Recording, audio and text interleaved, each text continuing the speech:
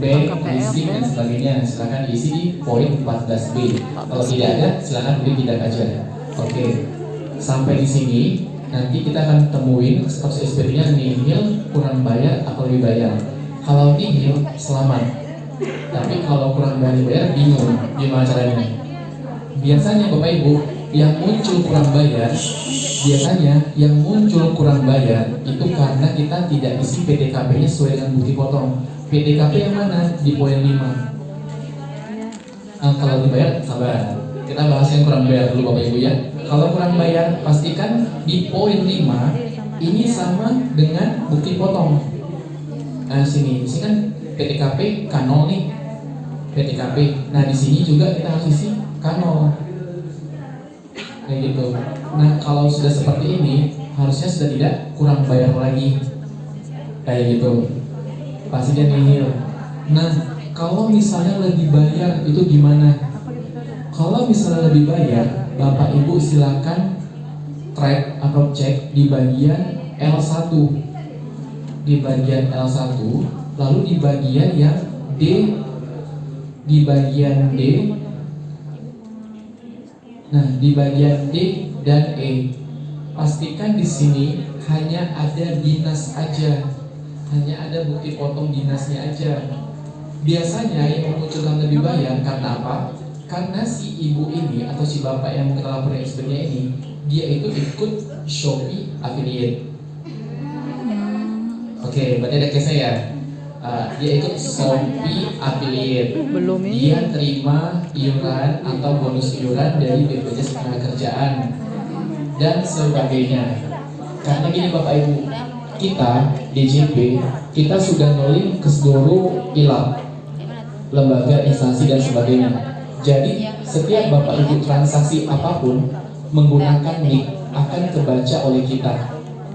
Nah, jadi saran saya ini ke depannya, Bapak Ibu wajib isi harta yang diperoleh di tahun pajak tersebut. Karena apa? Karena jika ketahuan oleh DJP Bapak Ibu ada harta yang dilaporkan dalam SPP, akan dianggap sebagai penghasilan. Nah, itu akan dikenakan tarif pajak lebih tinggi. Rugilah kita. Hanya karena kita nggak masukin harta, kita dicek sama orang pajak, ada harta yang dilaporkan, dianggap sebagai penghasilan. Disuruh bayar pajak lagi lagi. Kan sayang tuh. Jadi Bapak Ibu nggak perlu takut, nggak perlu khawatir. Ada harta, laporin aja. Kalau ketahuan sama DJP, justru malah dianggap sebagai penghasilan, disuruh bayar pajak. Nah, itu yang kita anggap selama ini takut untuk isi harta. Padahal kalau kita nggak isi, kita yang kena sendiri sebenarnya. Kayak gitu. Jadi Bapak Ibu saran saya, untuk harta yang diperoleh tahun 2025 atau ada harta yang dilaporkan, silakan dimasukin saja. Tidak akan ada kena pajak di situ.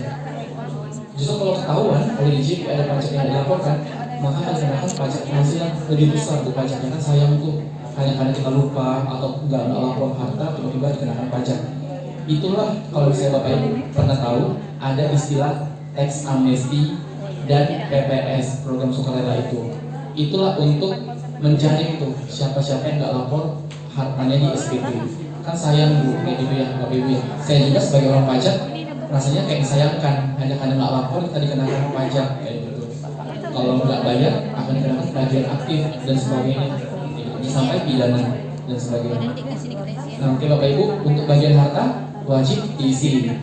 Nah, tadi yang lebih bayar, kalau misalnya yang muncul di sini ada Shopee affiliate, ada BPJS Ketenagakerjaan, ada prudensial dan sebagainya, silakan dihapus di bagian D dan E. D dan E di L1 di bagian D dan E.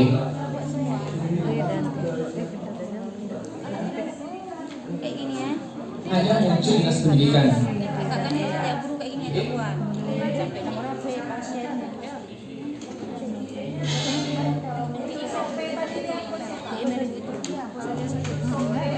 Iya, banyak di E. Nah benar. Kalau yang muncul di D dan di E lebih dari satu, artinya selain dinas ada yang lain, hapus yang lain, sisakan yang dinas saja. Ya, di D sama di E sama Bu sebenarnya itu. Cuma kalau misalnya di kedua poin itu ada yang lain selain dinas, silakan dihapus. Ya, selain dinas dihapus. Pokoknya nanti Bapak Ibu kalau misalnya kejadian di lapangan lebih bayar nih, ternyata posnya lebih bayar.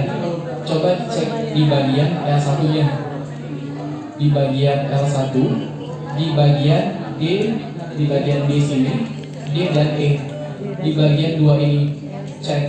Kalau misalnya di sini itu ada lebih dari satu, maksudnya nggak hanya dinas aja, silakan dihapus. Bapak Ibu ada pilihan untuk hapus. Nah, kalau misalnya di E juga sama, ada beberapa, Bapak Ibu bisa hapus kayak gitu. Nah, itu kalau misalnya si wajib pajaknya mau menghapus.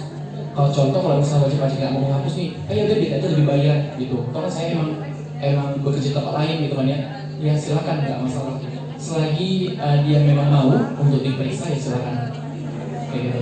Jadi status SPT lebih bayar itu nanti akan diperiksa Bapak Ibu. Artinya dia akan berurusan sama orang pajak. Jadi saran saya, kalau memang si pegawainya mau untuk dinihilkan, ya silakan dinihilkan. Tapi kalau dia mau bersih terus nanti dibayar, karena hak dia, ya silakan juga nggak masalah kayak gitu. Tapi pasti dia akan berurusan dengan orang pajak. Iya. Dan kita akan periksa semuanya Bapak Ibu. Jadi nggak hanya bukti potongnya yang muncul itu aja yang di luar dinas, kita akan periksa yang lainnya juga. Apakah sesuai nih penghasilannya kayak gitu. Apakah sudah masuk nih penghasilan dari di luar dinas itu dalam penghasilan hitungnya dan sebagainya.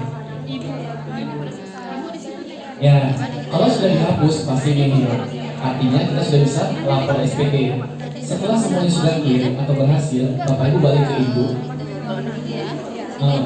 ke induk, lalu ke bawah, klik pernyataan, oke, balik ke induk, paling bawah, klik pernyataan, lalu pilih bayar dan lapor. Ya, kalau sudah ini. Nah, di sini posisinya saya muncul please input at least one asset. Artinya silakan input minimal satu aset. Kan saya nggak di sini karena punya Gocut ya. Nah, tapi kalau Bapak Ibu sudah isi aset minimal satu, dia pasti langsung bisa lapor. Nah, nanti saat Bapak Ibu pilih bayar dan lapor, akan diminta paspres atau kata sandi tangan tadi yang kita buat di awal. Itu akan diminta dimasukin. Nah, setelah dimasukin, selamat SPT bisa dilaporkan. Selesai. Sampai di situ. Ada yang berhasil lapor SPT?